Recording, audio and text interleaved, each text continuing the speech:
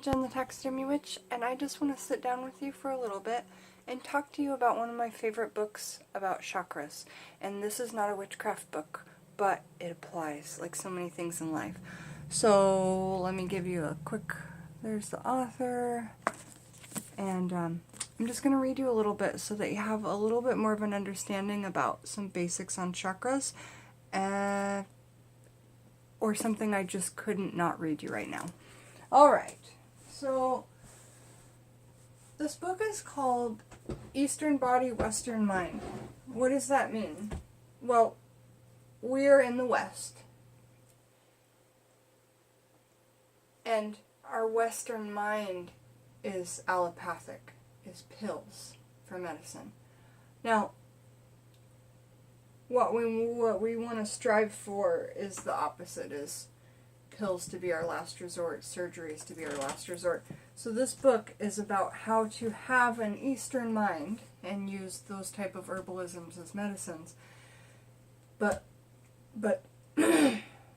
living in this Western world, and that's difficult. So,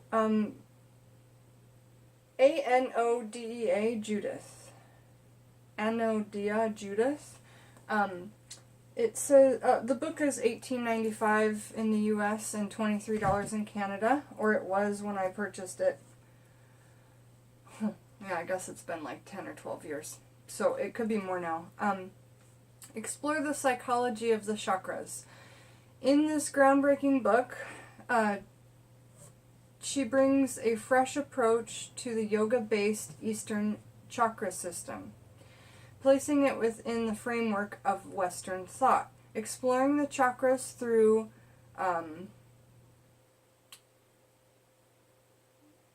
Hungarian or Jewarian, G-U-N-G-I-A-N,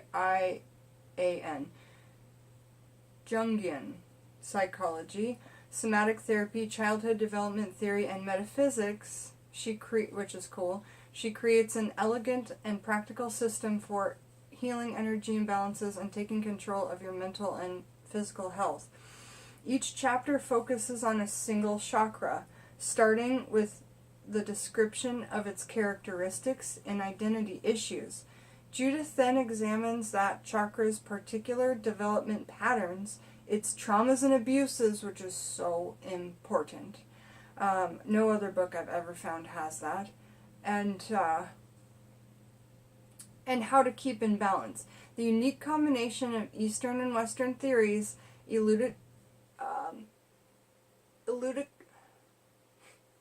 I'm so bad at pronouncing things. I think it says elucidates the spiritual nature of personality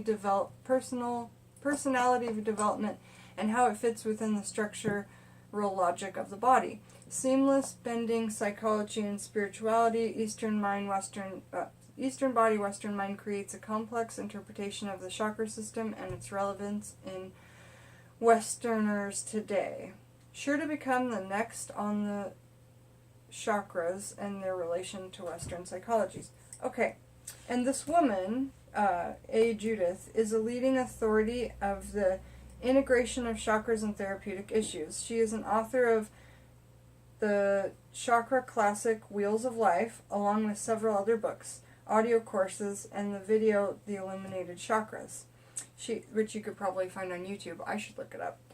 She has a PhD in Health and Human Services, an MA in Clinical Psychology, and an additional training in bioenergetics,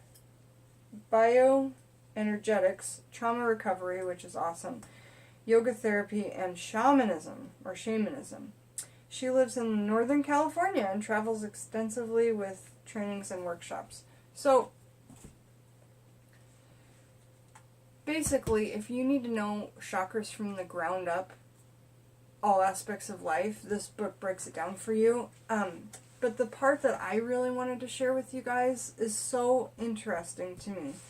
If you don't know about chakras, I'll first just kind of quickly say where they are and what they're called and their color so that you can understand. Okay, so where your genitals are, that is called your root. Well, basically where your genitals are, the lowest part of your torso, that's called your root chakra, and it's red, and it's the first chakra. Your second is orange, and it's kind of like right above that and in the womb area, right? Or men would be like the prostate area. That is your sacral chakra. It's the second chakra, and it is orange. Now, in your solar plexus, that's the one that rides right in your belly, it's yellow, and it's the third. Now, the next step from there makes a little bit of a jump. It comes up to your heart, and it's green, and that's the fourth chakra. Now, up here is your fifth chakra. It's the throat chakra, and it is blue. Your sixth chakra is your third eye chakra, and it is purple. I believe like purple, right? And then your last chakra is your crown chakra, and it is purple or gold or all colors, like clear or shining. And your crown chakra hangs out like halo above your head. So there's all the chakras, just so you have an idea. And I was looking in the index to kind of find interesting words to like, what have I not found in this book in the past? And one thing I found was demons of the chakras, okay? So over here to the side, it has a picture of what I'm going to be telling you. Starting with number 1, the root chakra, going all the way up to the crown chakra, okay? And so, let me read this to you here. I just found it so interesting. Demons of the chakras.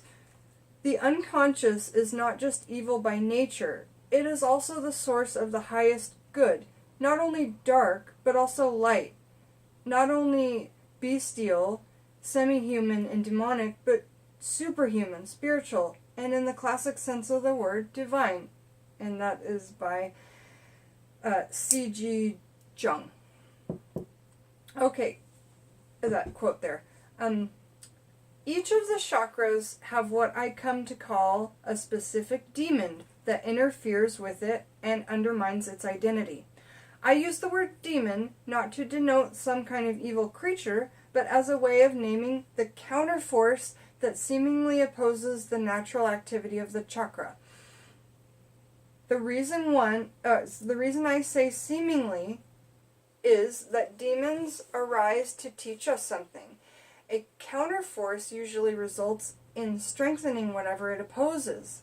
The presence of the demon keeps the chakra from doing its job, but that challenge also forces us to bring more awareness to that job, so eventually we can do it better. This really interests me. When unacknowledged, the demon keeps us from moving forward. They fixate our energy at a particular chakra level, short-circuiting our activities and expression, blocking resolution. If we acknowledge the demon and explore its reason for being there, we gain a deeper understanding of ourselves. To acknowledge that we have fear, for example, enables us to face that fear and understanding its origins, eventually making us more confident. To acknowledge grief enables healing and allows the heart to lighten. The demons are discussed in detail in each of their respective chakras. What follows is a brief description of each to give you an overall idea of their range. See figure 9. Okay, so the demon of chakra 1, which is your root chakra, the lowest point of your torso, is fear. Fear arises when something threatens our survival. It prevents us from feeling secure, focused, and calm. It creates hypervigilance, which forces energy into the upper chakras. So, the demon of chakra 2, which is your sacral chakra, right here where your genitals lay. Oh! That hurt. I have this open behind me and it poked me. Our wax reed is doing more back there as well. Okay, so demon of your sacral chakra, chakra 2, or orange, is guilt. Guilt undermines the natural flow of emotional and sexual energy through the body. It inhibits us from reaching out, diminishing emotional and sexual connections with others. Chakra 3, the solar plexus in the belly area, has shame as its demon. Shame undermines self-esteem, personal power, spontaneous activity, and joy. Shame collapses the third chakra and turns its radiating energy inward against the self. Grief is the demon of the heart chakra.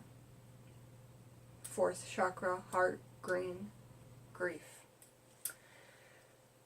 Grief counteracts the heart's lightness and expansion and makes it feel heavy and closed. Grief results from hurts to the heart. Lies are the demonic antithesis to the communication of truth in the fifth throat blue chakra. Lies twist our relationship to the outside world through distorted information. And that's all that's said about it, and it's enough said. Lies hurt. Lies are demons. And of course, they're there at the throat chakra. Illusion is the demon of chakra 6, your third eye. Of course, illusion. Illusion fixates the attention and keeps us from seeing accurately. That veil, if it's too thick, everything's distorted. And that veil thickens and your pineal gland calcifies by the food that you eat, by the air that you breathe, by the water that you drink.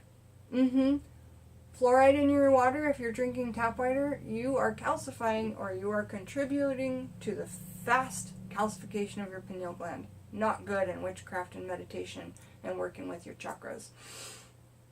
Alright, and finally, for your 7th chakra, your crown chakra above your head, attachment is the demon of the 7th chakra. Attachment is the small focus of attention that obscures realization and unity with cosmic consciousness. And when you get rid of your ego and you start working on killing your ego, this will start to heal. So I hope that was real fun. I'm going to come right back and do another video out of this book. And we're going to be talking about the developmental stages of the chakras and how old you are when each chakra starts to finally develop fully. I think that this is a really interesting topic, and I'm really glad that it's in here. So come back with me, Jen the Taxidermy Witch, as we go through Eastern Mind, Western Body. Have a beautiful day, you guys.